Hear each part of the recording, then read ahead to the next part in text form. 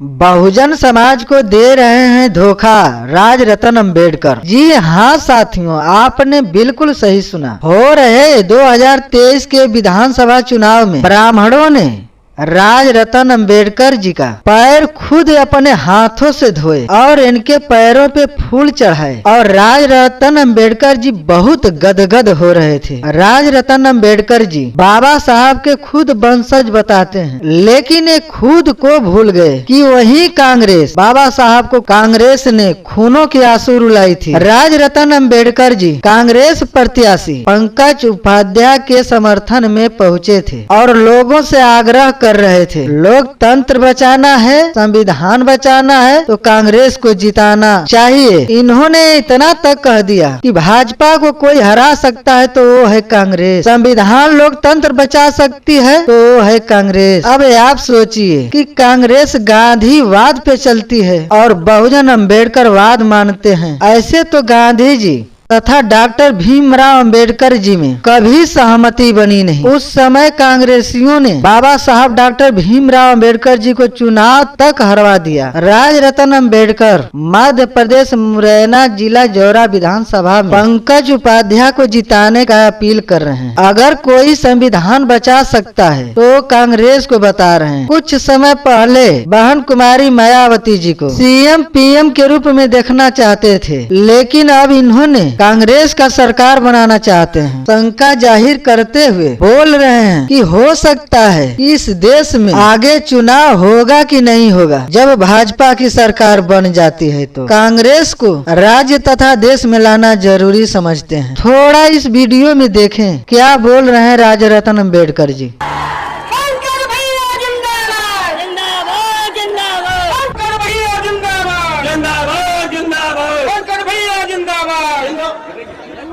आप आज देख रहे हैं, आप इनसे ये लड़ाई राजतंत्र और लोकतंत्र में है। भारत के संविधान को बचाने के लिए मैं आप लोगों के यहाँ पर आया हूँ। देश की ये आखिरी इलेक्शन हो सकती है, इसके बाद कभी इलेक्शन हो या ना हो ये एक बहुत बड़ा प्रश्न चिन्ह है कि आगे चलकर इलेक्शन होंगे या नहीं होंगे। इसलिए मैं अमित शाह को उसी के जबान में जवाब देना चाहता हूं कि इस 17 नवंबर को आपके ईवीएम मशीन में 1 नंबर का बटन इतने जोर से लगाओ, अमित शाह को जरूर करंट लगना चाहिए। अब इन्हीं के सवाल के जवाब में दीदी निर्देश सिंह चुनाव का नतीजा आते ही बहुजन समाज पार्टी के पदाधिकारियों पर तथा राजरतन अंबेडकर जी के ऊपर भड़क चुकी हैं। इन्होंने ऐसे लोगों को समाज में रहने का कोई मतलब नहीं समझती हैं। बाबा साहब डॉक्टर भीमराव अंबेडकर जी ने संविधान बनाते समय बोले कि जाओ बहुजनों अपने दीवार पे लिख दो कि आगे आने वाले समय में देश का राजा बहुजन होगा। क्या इसी प्रकार के बहुजन होंगे कि खुद को बाबा साहब के वंशज कहने वाले समाज को धोखा दे रहे हैं और समाज को गुमराह भी कर रहे हैं। राजरतन अंबेडकर जी के कार्यशैली पे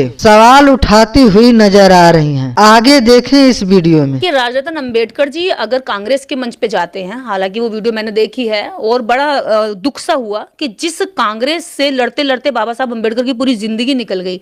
उनका सारा साहित्य पढ़ो तो उनके सामने जो सबसे बड़ा विलन खड़ा था वो कांग्रेस थी, गांधी जी थे और गांधी जी और कांग्रेस के ही थॉट से पूरी जिंदगी लड़ते रहे। उनसे लड़ते लड़ते सारे अधिकार उन्होंने इस देश के अंदर अछूतों को, दलितों को और ओबीसी को दिए। उसके बावजूद मैं ये हैरान हूं कि मेरे जैसी सामाजिक कार्यकर्ता कांग्रेस के मंच पर जाने को राजी नहीं है।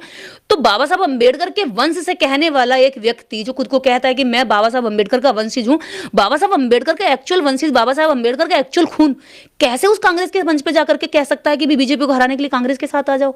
ये कौन सा शगुफा छोड़ रहे हैं, कौन सा हाय हल्ला मचा रहे हैं, कैसा किस तरह का झूठ बोल रहे हैं, किस तरह का समाज को गुमराह कर रहे हैं कि भाई अब बीजेपी से नुकसान हो रहा है इसलिए आप कांग्रेस के साथ आ जाओ।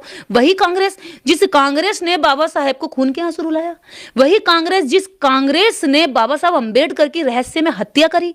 आज अगर हम नानक चंद रत्तू को पढ़ते हैं तो पता चलता है कि बाबा साहब अंबेडकर नेचुरल डेथ नहीं हुई थी, उनके पीछे कहीं ना कहीं साजिश थी। आज तक नहीं खुल के आया राज के रातों रात कैसे उनके साथ ये घटना हुई। तो ऐसी कांग्रेस के मंच पर जाकर के राजरतन अंबेडकर जी क्या संदेश देना चाहते हैं? वीडियो कैसा लगा कमेंट में जरूर बताएं। लाइक शेयर तथा जो लोग चैनल पे नए हैं सब्सक्राइब कर दें। ताकि ऐसी ऐसी वीडियो आप तक आसानी से पहुंच सके। तब तक के लिए जय भीम, जय भारत, जय मूल निवासी, जय संविधान, नमो बुद्धाय।